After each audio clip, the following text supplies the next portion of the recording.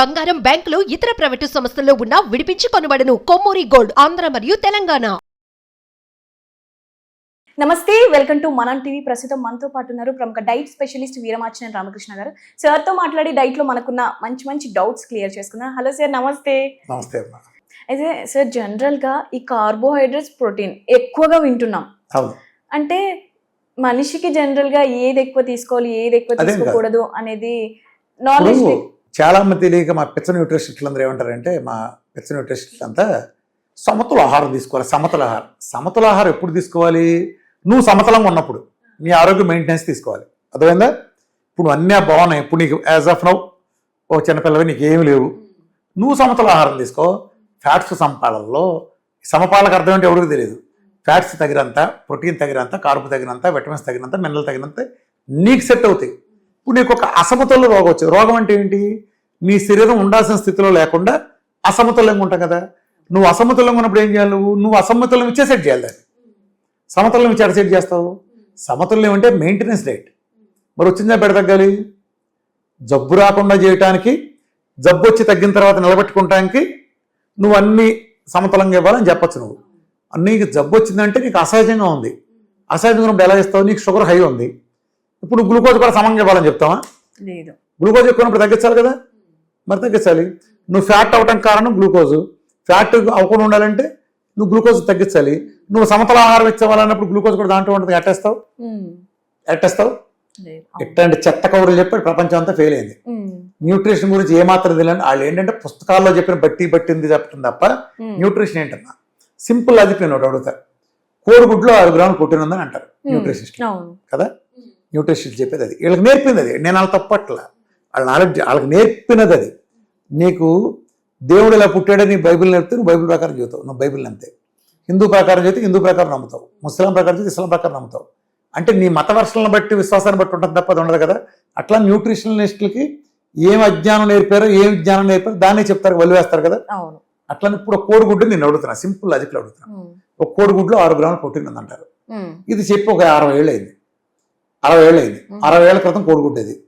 60 ఏళ్ల క్రితం కోడిగుడ్లో ఉన్న కంపోజిషన్ వాళ్ళు ఉన్నాయా? Question number 1. మనం ఇండియాలో ఉన్నాం. ఆడు చెప్పింది అమెరికాలో గుడ్డ, యూరోప్లో గుడ్డ, యూకేలో గుడ్డ. ఆ గుడ్డు సైజ్ అంత అప్పట్లో. ఆ గుడ్డు పెట్టిన కోడి పురుగులు తిని అలా ఉందా, లేకపోతే ఏమైనా గింజలు తిని అలా ఉందా, లేదా ఇంకేదైనా నాన్ వెజిటేరియన్ తిని అలా ఉందా, లేదా నాకు గింజలు వేస్తాను ఇంకేదైనా స్పెషల్ గింజలు తింటే పెట్టిన గుడ్డ అది? అది డబుల్స్ అని గుడ్డ, సింగిల్స్ అని గుడ్డ? చెప్పు. దేంట్లో ఉంది ప్రోటీను? వీటన్నిటికీ ప్రాపర్టీలు మారిపోతాయి. అది నాటుగుడ్డ అయితే ఒకటి, ఫారంలో పెంచింది అయితే ఒకటి, అడవిలో తిరిగిందైతే ఇంకోటి, ఊళ్ళో తిరిగిందైతే ఇంకోటి. నువ్వు తినే ఆహారం ప్లేస్ మార్పున్న కోడిని బట్టి మారిపోతుంది కదా. నువ్వు ఇప్పుడు 6 గ్రాములు ప్రోటీన్ అంటున్నావు. 6 గ్రాములు పచ్చిగుడ్డు తింటే ఉందా? దాన్ని ఉడకబెడితే అంతే ఉంటుందా? ఉడకబెట్టిన దాన్ని ఫ్రై చేసినా కూడా అంతే ఉంటుందా? దాన్ని ఆమ్లెట్ వేస్తే అంతే ఉంటుందా, మారుతుందా? పొరుటు వేస్తే ఇలానే ఉంటుందా, ఇంకో రకంగా మారుతుందా? దాన్ని ఆలివ్ ఆయిల్ వేసి ఫ్రై చేస్తే అదే ఉంటుందా, కొబ్బరి నూనె వేసి ఫ్రై చేస్తే ఏ ప్రాపర్టీ ఉంటుంది? మనం 6 గుడ్డు తింటే 6 గుడ్లు వస్తాయి. ఏ గాడి చెప్తాడు? అసలు ఇంత డెప్త్ గా ఆలోచిస్తారా సార్? వాడాలి, బుర్ర వాడాలి. బిఎంఐ అంటావు. బిఎంఐ అంటే ఏంటి? 6.5 గ్రాములు అమితాబ్ బచ్చన్, 5 అడుగులు వాళ్ళ ఆవిడ.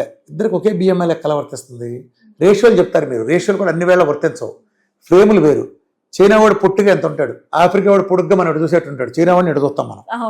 వీళ్ళిద్దరికీ నువ్వు ఒకే ఫ్రేమ్లు ఎలా బంధిస్తావు? ఎవరి రూల్స్ అడుగుంటాయి కదా. ఇదే సన్నాసి వైద్యం. డయాబెటీస్ ఉంది ఉదాహరణకి, ఏమిస్తాడు? 110 దాడితే, లేకపోతే సంథింగ్ 100, 110 దాడితే షుగర్ అని వాళ్ళు ఏదో చెప్తారు. పకోడీ కౌరు 120 దాడితేనో 130 దాడితే చెప్తారు కదా. 90 ఏళ్ళ ముసలానికి 120 దాడుతుంది, 30 ఏళ్ళ కుర్రాడికి 120 దాడుతుంది. వీళ్ళిద్దరూ ఒకటేనా? మరి ఇదే సన్నాసి వైద్యం. 130 ఏళ్ళ శరీర తత్వం 35 ఏళ్ళ కుర్రాడికి 120 ఉంటావు, రెండు ఒకటేనా? అంటే 35 ఏళ్ళకి 130 ఉంటే నువ్వు షుగర్ అన్నావు, 90 ఏళ్ళకి 130 ఉంటుంది, షుగర్ అంటావా, డయాబెటీస్ అంటావా? కాదు కదా. వీళ్ళు ఒకటి కాదు కదా. మరి ఎందుకు ఒకే పారామీటర్లు ఇస్తావు? బిఎంఐ ఏంటి అసలు? బిఎంఆర్ఏ అంటున్నాం. ఇందాక నేను కూడా చెప్తూ ఉంటాను. బిఎంఆర్ ఎవరు కొలిచాడు? ఇప్పుడు నీ కెపాసిటీ ఏది నీకు ఎడ తెలుసు? దానికి లెక్కలేం లేవు, నోటుకు వచ్చి చెప్పటమే. అర్థమైందా? ఈ కాకి లెక్కలు నమ్మద్దు. న్యూట్రిషనిస్టులు ఏం చేస్తారంటే ఇందులో ఎంత ఉందంటారు. ఎట తెలుసు నీకు అసలు? ఒక వంకాయలు ఎంత ఉందన్నావు నువ్వు. ఫర్ ఎగ్జాంపుల్, ఒక రైస్లో ఎంత క్యాలరీస్ ఉందంటావు. రైస్ని బిర్యానీకి చేస్తే అంతే క్యాలరీస్ ఉన్నాయా? ఫ్రైడ్ రైస్గా మారితే అంతే క్యాలరీస్ ఉన్నాయా? సెమీగా ఉడికితే అంత క్యాలరీస్ ఉన్నాయా? మెత్తగా జావలాగా మార్చేస్తే అంతే ప్రాపర్టీస్ ఉంటాయా? విపరీతం హీట్లో ఉడికితే ఎంత ప్రాపర్టీస్ ఉన్నాయా? సన్నసగరంత ప్రాపర్టీస్ ఎంత ఉన్నాయి? ఇవేమి తెలియకుండా నువ్వు రైస్లో ఎంత ఉందని చెప్తే రైస్ ఏమన్నా తింటాడా? ఇదే ఈ చెత్త కదా నువ్వు వినేది, ఈ చెత్త ఏంటావు. పుచ్చకాయ తింటే ఇంత పోషకాలు ఉన్నాయి, పొటాషియం ఎంత ఉంటుంది అంటావు. ఏ పుచ్చకాయ? అరటికాయ తింటే ఇంత అంటున్నావు నువ్వు. ఏ అరటికాయ? కేరళ అరటికాయ? ఎంత బాగుండే అరటికాయ? నువ్వు వీడు కోసి నెల ముందు ముగ్గాల్సిందని కోసి కార్బడేసిన అరటిపండ, చెట్టును ముగ్గిన అరటిపండ, ఎర్రనట్టి వేళలో ముగ్గిందా, నల్లమట్టి వేళలో వచ్చిందా, క్యాలరీ వేసావా, నైట్రోజన్ కొట్టి పెంచావా? ఏ అరటికాయల సంగతి చెబుతున్నావురా నువ్వు?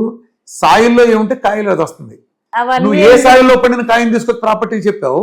అమెరికాలో ఒక సాయిల్ ఉంటుంది, ఫర్ ఎగ్జాంపుల్ ఒక అరటి చెట్టు అక్కడ పెరిగింది అనుకో, అమెరికాలో కాయలో ఉండే ప్రాపర్టీస్ వేరు, ఇండియాలో ఇంకో సాయిలో పండేది వేరు, చైనాలో ఉండే ఇంకో సాయిలో పండే ప్రాపర్టీస్ వేరైతే నువ్వు అడ్డగాడికి మళ్ళీ అందరికి ఒకటి అంటే ఎట్టారా వర్తించేది? అది ఎందుకు సార్? కామన్ సెన్స్ సన్నాసులారా. జనరల్ గా ఇప్పుడు ఎగ్గు తినమన్నారా, ఎగ్గు తిన్నామా, బనానా తినమన్నారా, బనానా తిన్నా. మరి ఎందుకు అదో ప్రోటీన్ లెక్కలు వేస్తారు, వీళ్ళు కూర్చొని కాకి లెక్కలని వేస్తారు. చికెన్లో తింటే 35, నీకెట్ తెలుసురా? ఏ కోడి అది? ఏ కోడి ఎన్నేళ్ల క్రితం చెప్పారు అది? చికెన్ తింటే 25%. ఎవడో లెక్కేసింది? 29 కదా, 32 కదా, ఎట తెలుసురా నీకు అసలు? ఏ కోడిరా? ఆ కోడిని ఏ శాఖలో ఉండేవరా?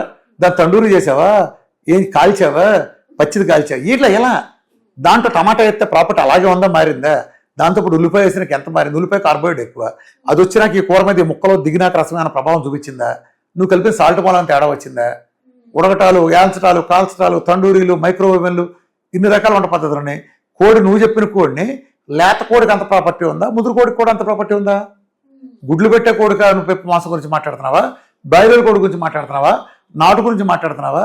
లేదా గిన్నె కోడి? ఏ కోడి గురించి మాట్లాడుతున్నావు నువ్వు? ఎంత వెయిట్ పెరిగినా కోసావు? ఏ గింజలు తిని పెరిగింది? ఏం లేదా కామన్ సెన్స్? మొత్తం కాకి లెక్కలు. ఈ వైద్య శాస్త్రం వేసే పునాదులు మొత్తం వీక్. వీళ్ళు నీళ్ళ మీద బిల్డింగ్లు కడతారు, కాగితం పడాల మీద 10 అంతస్తులు బిల్డింగ్లు కట్టాలని చూస్తారు. కాగితం పడాల మీద, నీళ్లలో నిలబెట్టి కాగితం పడాల మీద. నీ పునాదులే రాంగు, అందుకే ఫెయిల్ అయ్యారు. ప్రపంచంలో ఎవరికి ఏ జబ్బు తగ్గుతాడు కదా మూల.